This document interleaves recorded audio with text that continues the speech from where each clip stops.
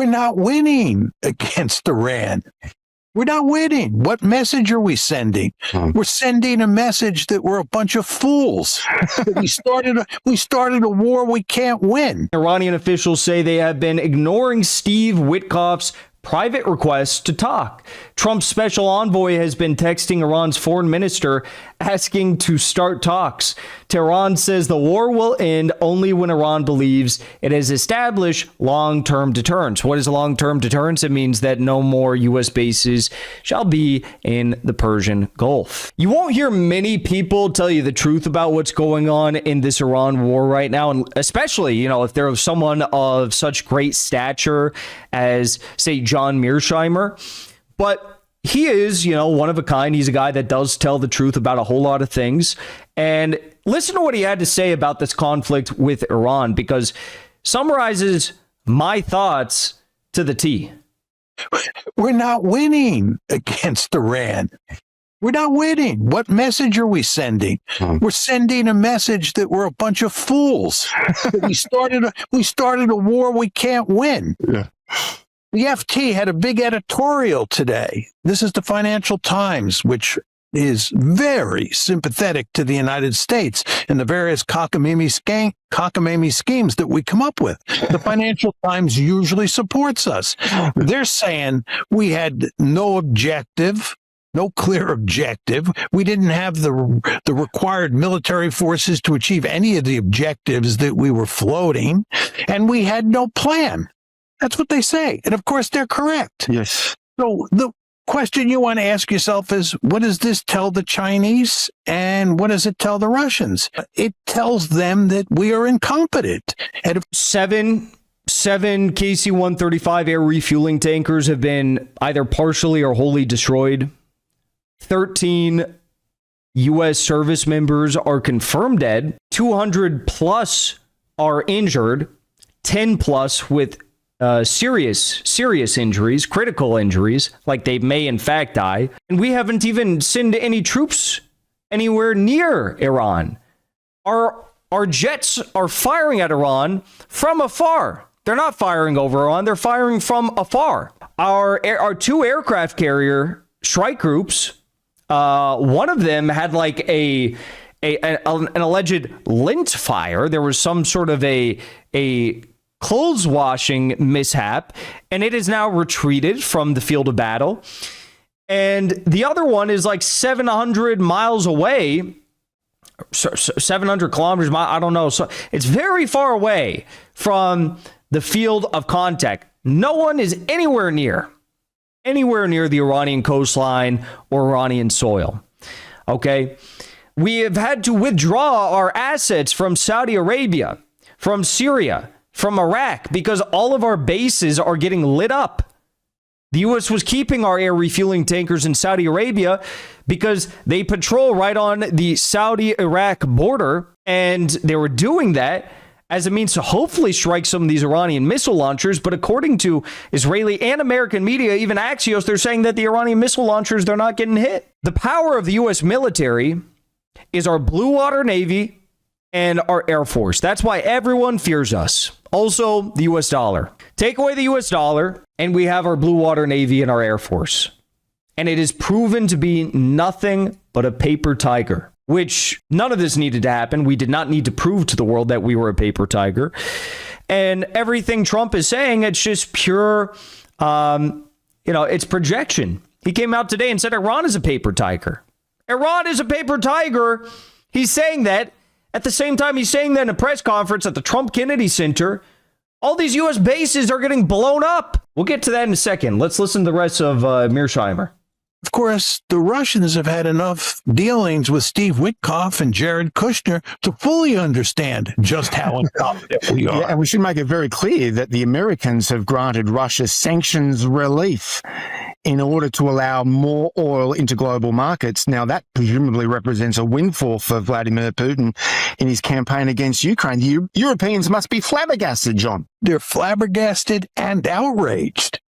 And on top of that, we're burning through Patriot missiles, the PAC-3 Patriot missiles, which And that's too. And the Patriots, what the Ukrainians are begging, that the Ukrainians are begging for. And and also we're blowing up a bunch of painted targets on the ground. We think we're hitting helicopters and Iranian fighter jets, but we're just hitting a bunch of painted targets and then posting it. Same with Israel, by the way. That's AI targeting for you. So anyways, this is from the Speaker of the Iranian parliament. He said the U.S. president claimed that he defeated Iran 9 times in the past 2 weeks, which is utterly ridiculous. Well, today he claimed it for a 10th time. Axios is reporting behind the scenes the Iran war is the first time that Trump's style has made it impossible for him to easily get out of a situation by talking or improvising.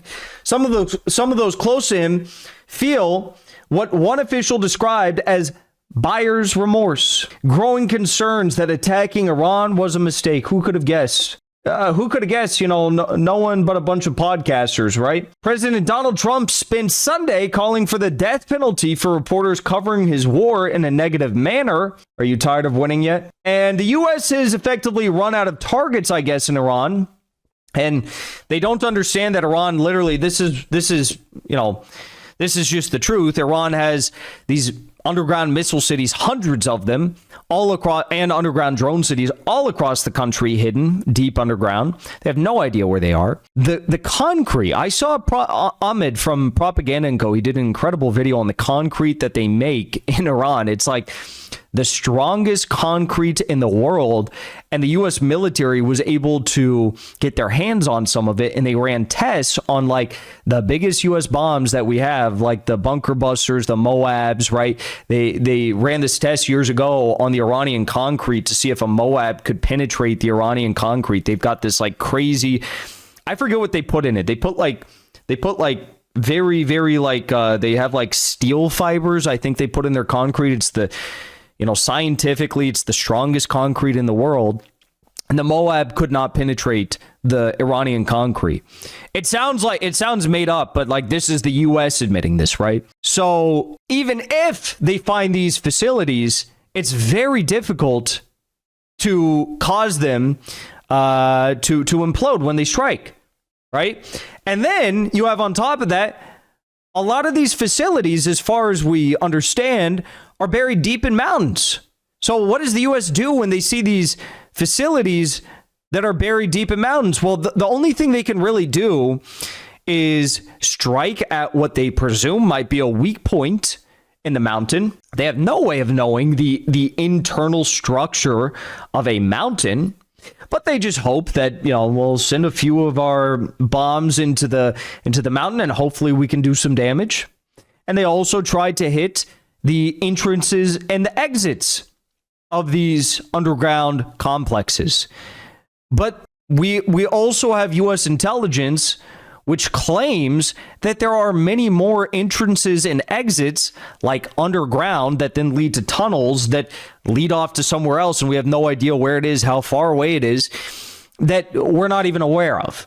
So the entrances and the exits that are on the mountain, it's like not the only entrances and exits, right? So really what I'm saying is when Trump is sitting there in the war room, the security room, whatever they call it, and he's sitting there and he's watching the fighter jets from afar, by the way, they can't be directly over the targets.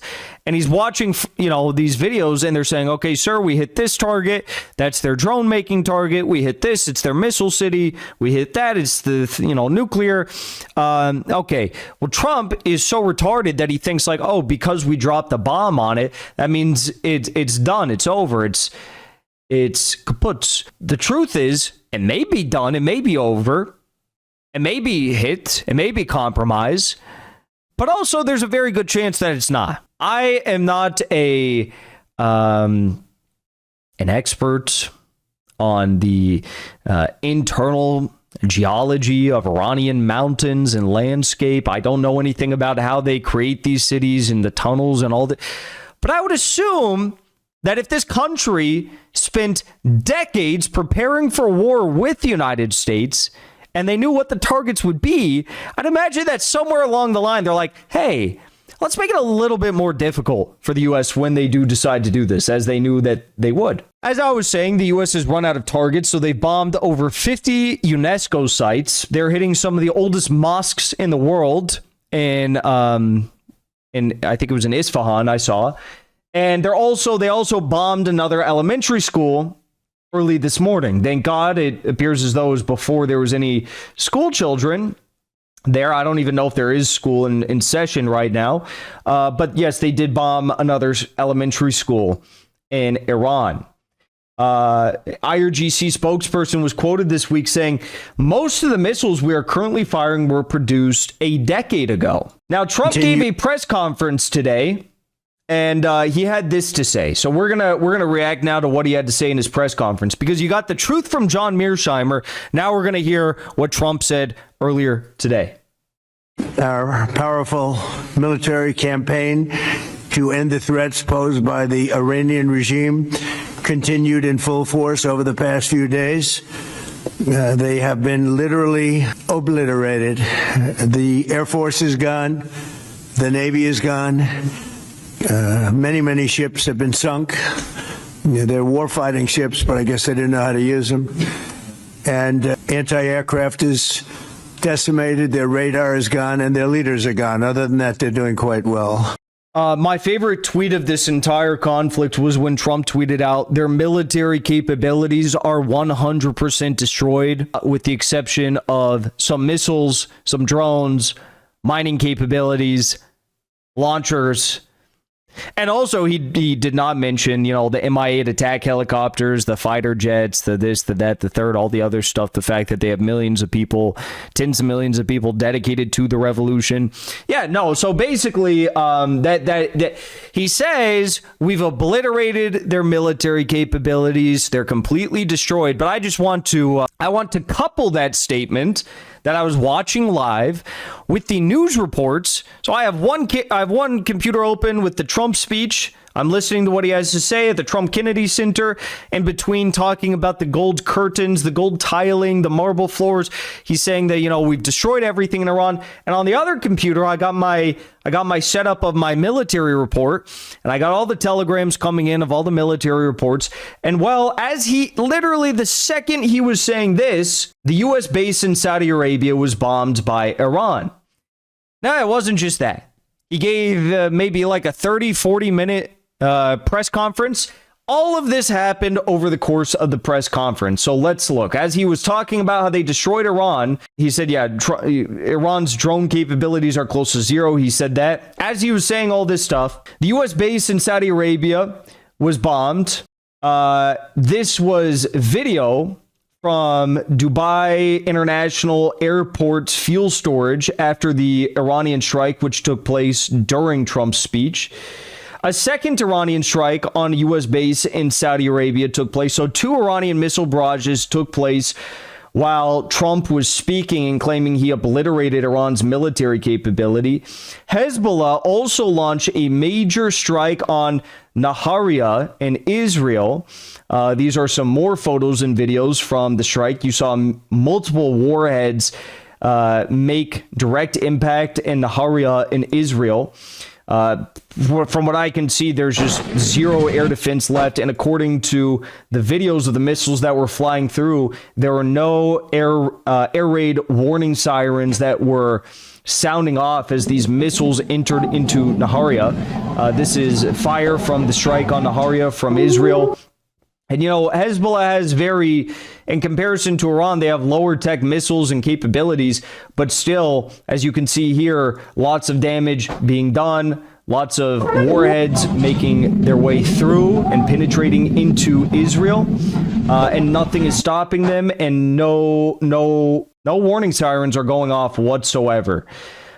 So we also had this as Trump spoke about his gold tiles in the Kennedy Center. So during the same press conference, 2 strikes took place on the U.S. Victoria base in Baghdad, Iraq. So pro-Iran Iraqi militia groups were striking the U.S. Victoria base outside the Baghdad airport.